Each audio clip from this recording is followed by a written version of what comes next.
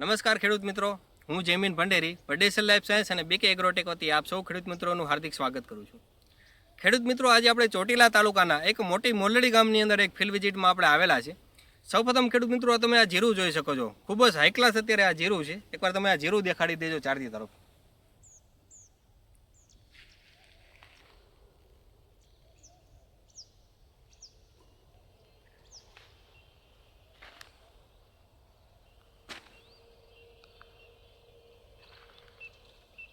ખૂબ જ જોરદાર આ જીરું ઊભું છે. હજી સુધી આવું જીરું મેં આપણે ક્યાંય જોયું નથી. તો ખેડૂત મિત્રો, આપણી સાથે એક પ્રગતિશીલ ખેડૂત મિત્ર છે કે જેમણે આ જીરાનું વાવેતર કર્યું છે અને ખૂબ જ સરસ અત્યારે આ જીરું છે. તો એમના પાસેથી આપણે થોડી માહિતી મેળવીશું કે એની આપણે જીરાની અંદર કઈ વેરાયટી વાવી છે અને એ વેરાયટીની અંદર શું શું એને આપણે ટ્રીટમેન્ટ કરેલી છે. પહેલાં તમારો પરિચય આપી દો, તમારું નામ. મારું નામ ખોરાણી જીતેશભાઈ કેશુભાઈ, ગામ મોટી મોરડી, તાલુકો ચોટીલા, જિલ્લો સુરેન્દ્રનગર. બરોબર. તો જીતેશભાઈ, પહેલાં તો એ જણાવો કે તમે આ જીરાની કઈ વેરાયટી વાવી છે. જીરું વાવ્યું છે ગુજરાત 4 નંબર. ગુજરાત 4 નંબર એજીઓ મારુતિ કંપનીનું આપણે જે ગુજરાત 4 નંબર આવે છે એ વેરાયટી વાવી છે. હવે આ વેરાયટીની પહેલાં તો ખાસિયત તમે જણાવો. ખાસિયતમાં એવું કે ઉગવામાં બહુ સારું છે. ઉગવામાં બહુ સારું છે. અને અત્યારે છોડ પણ એનો સારો છે. બરોબર. છોડ પણ એકદમ વિકાસમાં મજબૂત છે. બરોબર. અને બીજી શું વિશેષતા લાગે છે આપણે રોગ જીવાતની અંદર? રોગમાં તો કંઈ ફુકારો કે કોઈ જાતનો રોગ કે એવું કંઈ છે નહીં. બરાબર. ટૂંકમાં આ વેરાયટીની અંદર સુકારો ઓછો છે.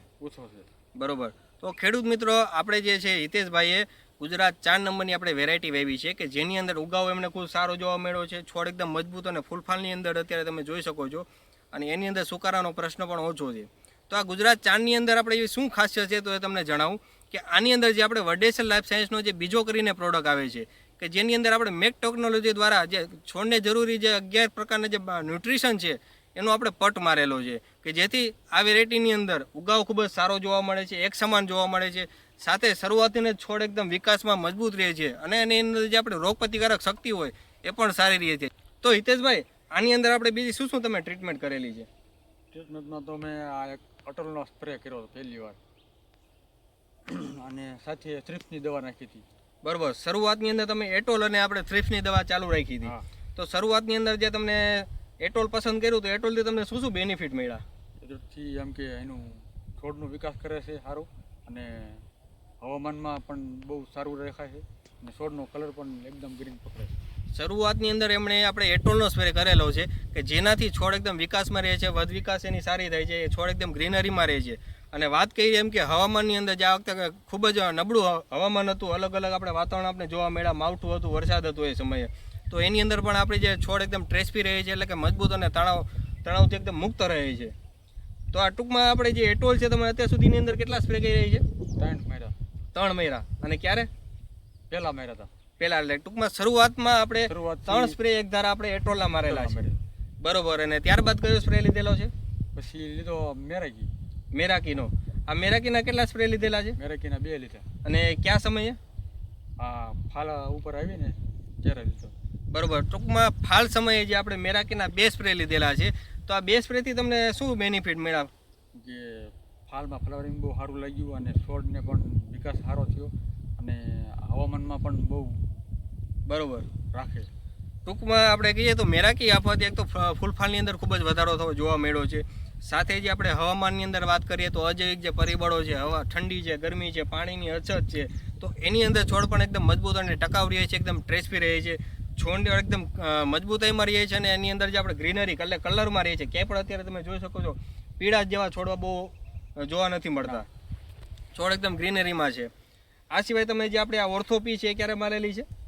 એ ફાલ ઉપર આવી પછી મારી છે. બરોબર. એક ફાલ સમયે તમે આ ઓર્થોપીનો છંટકાવ કરેલો છે. આનાથી તમને શું શું બેનિફિટ મળ્યા? એનું પણ આમ કે છોડમાં એમ કે મજબૂતાઈ એવી અને ફૂટ અને એમ કે ફાલ અને ફ્લાવરિંગ બધું બહુ સારું. બરોબર. તો જે ખેડૂત મિત્રોનું કહેવું છે કે જે આપણે ઓર્થોપી માર્યું કે આની અંદર જે આપણે 12% નાઇટ્રોજન અને 58% ફોસ્ફરસ છે અને બાયોસ્ટુમની ટેકનોલોજી છે. આના છંટકાવથી છોડની અંદર આપણે મજબૂતાઈ આવી, છોડની અંદર જે નવી ડાળીઓ અને વધુ ફ્લાવરિંગ લઈ ગયું અને છોડ એકદમ વિકાસમાં અને એકદમ લીલોછમ તમને જોવા મળ્યો. બરોબર. આ આપણે અત્યારે કેટલા દિવસનું હોય છે આ જીરું?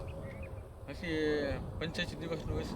બરોબર. આપણે 80 થી 85 દિવસનું આ જીરું છે, તમે ખેડૂત મિત્રો જોઈ શકો છો. ખૂબ જ સરસ મજાનું આપણે ફાલ લાગ્યું છે. એકવાર તમે નજીકથી એમને દેખાડી દેજો.